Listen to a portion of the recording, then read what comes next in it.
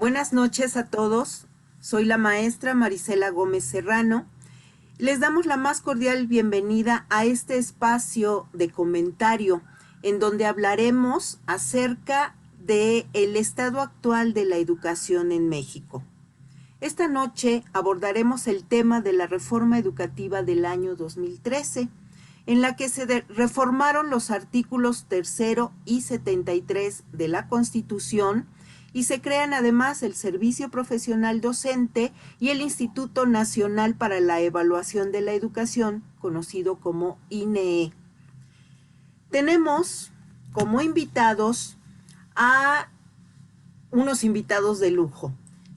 Por un lado tenemos a la maestra Denise Guadalupe Alvarado Sauceda, a quien damos la bienvenida. Tenemos también a la maestra María Lisbeth Martínez Martínez. Buenas noches, maestra. La maestra Leticia María Valdés Ochoa.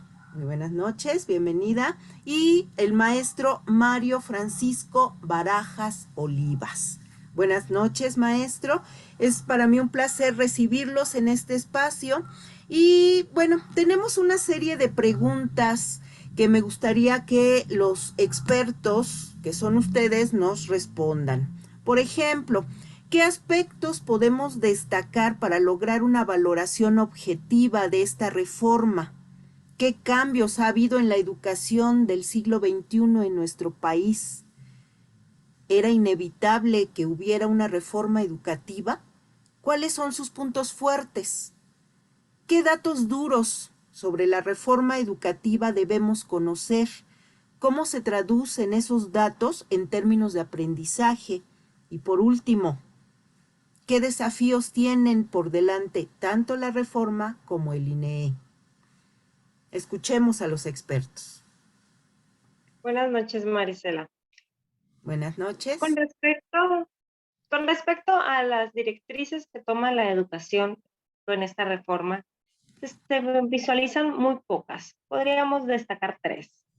En el ámbito académico, ya nos dejamos de centralizar en la educación para todos porque ya hemos logrado llegar a eso. Y nos enfocamos un poquito más en reestructurar y poder visualizar los objetivos académicos y tratar de corregir en lo que nosotros andamos un poquito mal en la educación. Con respecto a lo social, las organizaciones civiles nos voltearon a ver un poco más con esta reforma. Esto quiere decir que todas las organizaciones se interesaron un poquito más ante nosotros y ante ver las nuevas necesidades como tal de la sociedad.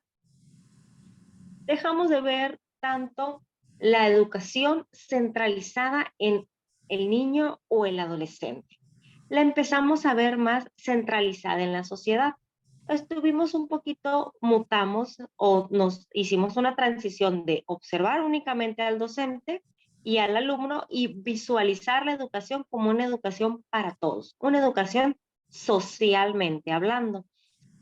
Con respecto al la nueva modelo educativo o a las nuevas formas de enseñar del siglo XXI, podemos centralizar que en esto nos observamos como una sociedad educadora, que no nada más el docente como tal es el que instruye o es el que educa.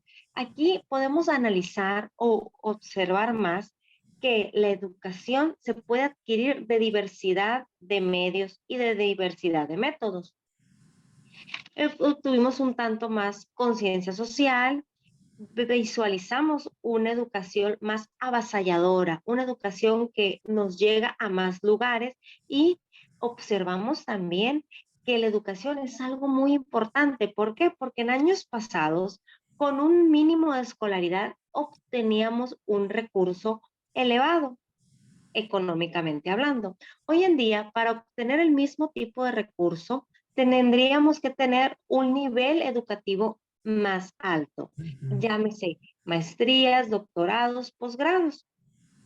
También nos dejamos o nos enfocamos a que la educación no única y exclusivamente tiene que ser una instrucción de tal o cual materia. Hasta ahí son algunos retos que tenemos con la educación del siglo XXI. Ok, muy bien. Sí, muy interesante esto que comenta, maestra, acerca de que ya se dejó de ver a la educación como algo exclusivamente que en donde están involucrados los niños o los jóvenes, y ya se toma en cuenta que la formación de una persona incluye todos los aspectos en donde la persona es. Entonces, es un ámbito social en el que ha sido tomado en cuenta actualmente, y eso también reparte la responsabilidad entre toda la sociedad para la formación de nuevos ciudadanos. Muchas gracias por su participación. Continuamos, por favor. ¿Quién quiere participar con alguna de las otras preguntas? Buenas noches, maestra Marisela. Buenas Quisiera noches. iniciar mi intervención con una pequeña pregunta. ¿Qué entendemos por reforma? De acuerdo con Manuel Aragón Reyes, reforma implica modificar, mejorar o actualizar una institución o sistema. Entendamos que no es un cambio radical, que es un proceso que lleva tiempo, en el que hay momentos críticos y momentos de conflictos entre las partes involucradas. Claro que ya era necesaria esta reforma educativa en México. ¿Por qué? Porque el clientismo sustituyó al mérito. ¿Qué quiero decir con esto? Que las personas más allegadas a los políticos ocupaban mejores plazas, puestos administrativos mejores pagados, sin tener siquiera el perfil o la preparación necesaria. Esta reforma educativa tiene puntos muy importantes y a su favor. Entre ellos vamos a mencionar solamente algunos. En primer lugar, los partidos políticos más importantes de México estuvieron de acuerdo con esta reforma, pero no es una casualidad. Recordemos que en las campañas políticas utilizan el tema de la educación como bandera de campaña. Todos los partidos políticos coincidieron en la idea de ofrecer una educación de calidad a la población, y esa calidad solamente se va a lograr con la articulación de tres aspectos: buenos maestros, buenas escuelas y buenos contenidos. Por eso, esta reforma propone el nuevo modelo educativo. Se espera que con esta calidad los ciudadanos a mediano plazo puedan tener éxito profesional y una movilidad social y económica. Otro punto a favor de esta reforma es la creación del servicio profesional docente. Este instituto tiene como finalidad promover la selección, la actualización y la evaluación.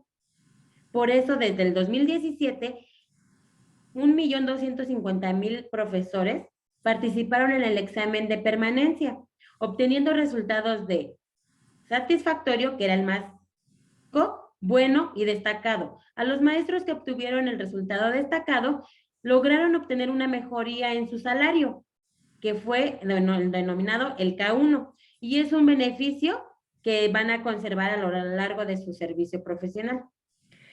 Ahorita el servicio profesional docente está llevando a la práctica o está llevando a cabo la promoción horizontal y la promoción vertical. En la promoción horizontal se espera buscar una mejoría de salario, mientras que en la promoción vertical es para obtener mejores puestos, tanto de director, subdirector o supervisor.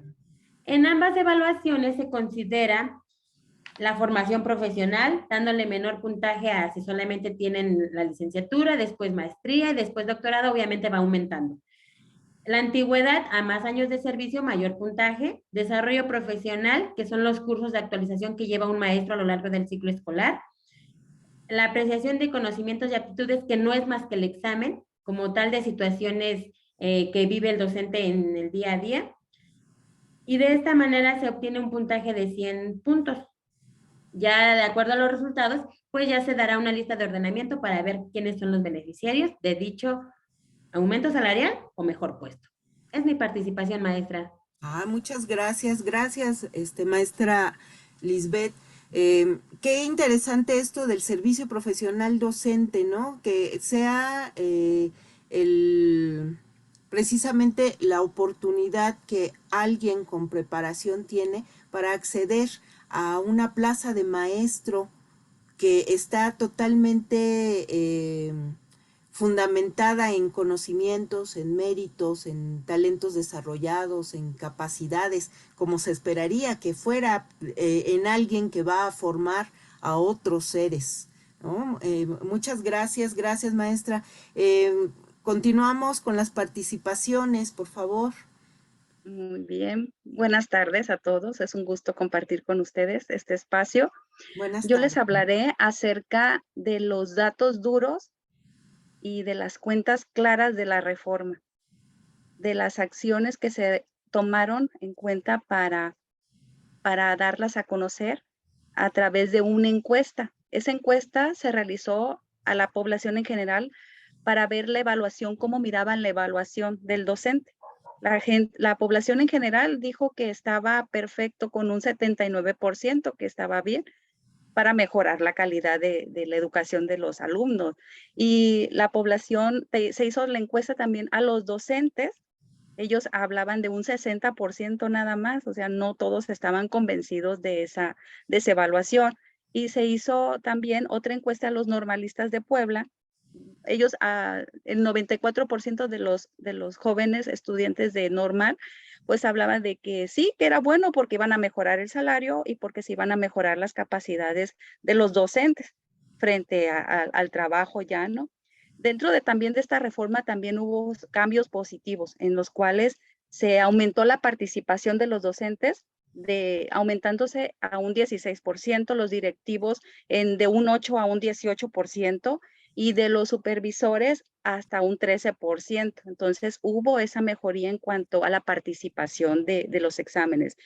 Las regiones donde salieron con mayor idoneidad, los docentes fueron 9, empezando por Ciudad de México, Aguascalientes, Querétaro, Jalisco, Colima, Baja California Norte, Sur, Baja California Sur y Nuevo León. Fueron de las regiones donde salieron con mayor idoneidad docentes. Y otra de las cosas también que se habló de esta reforma fue que se aumentó, se incrementó las escuelas de tiempo completo. De 6,700 se aumentaron hasta 25,000. Y en cuanto a infraestructura, se mejoraron a 33,000 escuelas. Entonces, ahí hubo un buen de margen para mejorar las condiciones de escuelas que tenían esas necesidades o estaban en condiciones precarias. Y también habla acerca de un informe que se realizó el INE, en donde habla acerca del rezago educativo, disminuyó al 6%. La cobertura en educación supermedia aumentó un 19% y la educación superior aumentó un 6%. Eso es en cuanto a lo que es el rezago cobertura. Ahora, ¿qué se ha hecho en cuanto al aprendizaje? A través de lo que es el examen Planea, se trabajaron algunos ámbitos que es lo que es en español lenguaje y comunicación y en matemáticas. Los estados con mayor índice de progreso fueron Sonora y fue Ciudad de México. Sonora con de 470 puntos en los dos rubros, tanto de español como de matemáticas, se aumentaron de 470 y tantos a 500. Y de Ciudad de México, que está sobre la media, ellos tenían 500 puntos a 531, tanto en lenguaje y comunicación como en matemáticas. Esos fueron las dos, eso fue en educación secundaria. Y aparte habla, ¿qué mejoras se deben de hacer para mejorar? ¿Qué se hizo el sistema mexicano para mejorar? Pues eso, hizo la evaluación para mejorar las condiciones de aprendizaje a través de Planea, que lograba identificar las necesidades o los aprendizajes donde estaban con mayor área de oportunidad. Y aparte del examen que se realizó a los docentes, el movimiento social y económico que implicó, y sobre todo darle transparencia a la información, a los datos que tenemos, a quitar o a bajar los niveles de corrupción tan marcados y a darle esa nombramiento, ese reforzamiento o esa validez al docente que actualmente gozamos, ¿no? Eso es en cuanto a mi participación. Ajá. Muchas gracias, maestra Leticia. qué interesante esto que nos comentó desde el inicio, donde nos habló de la percepción que la población tuvo sobre la reforma, ¿no? Uno pensaría que a la gente común no le importa, se desentiende o no tiene confianza en el sistema educativo mexicano, y sin embargo la población se interesó bastante en el tema, y creo que eran también así como los entusiastas porque esta reforma pues se llevara a cabo, ¿no? Y vean con qué buenos resultados, a lo mejor no en todo el país, pero los estados que han avanzado, avanzaron bastante, ¿no? Claro que todavía hace falta más. Muchas gracias, maestra Leticia. Bueno, pues vamos con nuestra última participación de esta noche, con el maestro Mario Francisco. Adelante, maestro, buenas noches. Y buenas noches. De hecho, esa pregunta es muy importante. ¿Qué desafíos tiene la reforma educativa y el INEE precisamente? Entonces, una de las situaciones que ha presentado y que se ha establecido perfectamente desde la reforma educativa es que ahora se va a tratar de buscar la calidad en la educación. Y un acierto muy importante es el criterio que se tomó precisamente para la selección y la promoción de los docentes al integrar precisamente el mérito, ¿sí? Entonces, para ello, el de la reforma educativa se tiene que hacerle frente precisamente a las nuevas líneas que la política educativa tuvo que encontrar. En este caso, la primera es que todos los niños y las niñas del país asistan a la escuela. Esto precisamente por datos que el INEGI nos arrojó, que en el 2015 precisamente informó que más de 4.7 millones de niños, niñas y jóvenes de entre 3 y 17 años estaban fuera de la escuela, ¿no? Entonces, el segundo punto que se tiene que atacar principalmente también es la permanencia de los niños, las niñas y los jóvenes en la educación básica. Y esto es debido precisamente que por cada 100 alumnos, vamos a llamarle así, que ingresaron al ciclo escolar, el 55-56 se van a salir de la educación básica en un término de 12 años, que eso quiere decir que dentro de 12 años, 44, 45 niños van a estar fuera precisamente de lo que es la educación básica, ¿no? Entonces, tiene que ver el que se permanezcan ellos dentro de las escuelas. Y algo también que va muy de la mano es precisamente un término que yo le he comentado como homogeneizar las escuelas. Esto se explica precisamente para que todas las escuelas sean dotadas por igual de todo lo necesario para que se pueda impartir una educación de calidad, ¿sí? Háblese precisamente desde el maestro, desde la infraestructura, todo lo que se necesita para que no haya ni más ni menos en una. ¿Para qué? Para que se vaya dando la educación con respecto a una estructura. Y obviamente para ello, para poder ofrecer esa calidad en la educación, para eso se tiene que valer la evaluación formativa, que de ella precisamente va a depender. Y esa sería mi participación. Muchas gracias, Mario. Muy interesante también esta visión que nos comenta acerca de que todas las escuelas estén en igualdad de condiciones, no importa en qué zona del país se encuentren, que ya de por sí cada zona tiene sus particularidades, sus carencias, sus necesidades específicas, ¿no? Y esta diferenciación que pues siempre ha existido ya tan solo entre que si es zona rural o zona urbana, ya eso nos habla de una gran diferencia en las posibilidades de educación de los habitantes, ¿no? Que reciben el servicio. Y bueno, el intento que se está haciendo por homogeneizar toda esta situación es muy importante. Ojalá que se logre. Y que esta reforma pues avance y nos dé los resultados que todos esperamos. Con esto terminamos nuestros comentarios de esta noche. Esperamos que les haya resultado muy interesante a nuestros oyentes. Recuerden que pueden estar en contacto con nosotros a través de nuestras redes sociales o del chat de esta transmisión. Yo le agradezco a los maestros, a nuestros expertos de esta noche, su participación tan atinada, tan amable, tan fluida. Muchísimas gracias. Me despido y bueno, quedamos en contacto. Hasta luego. Buenas Hasta noches. luego. Hasta Gracias, luego. buenas Buenas noches. noches, Buenas noches. gracias.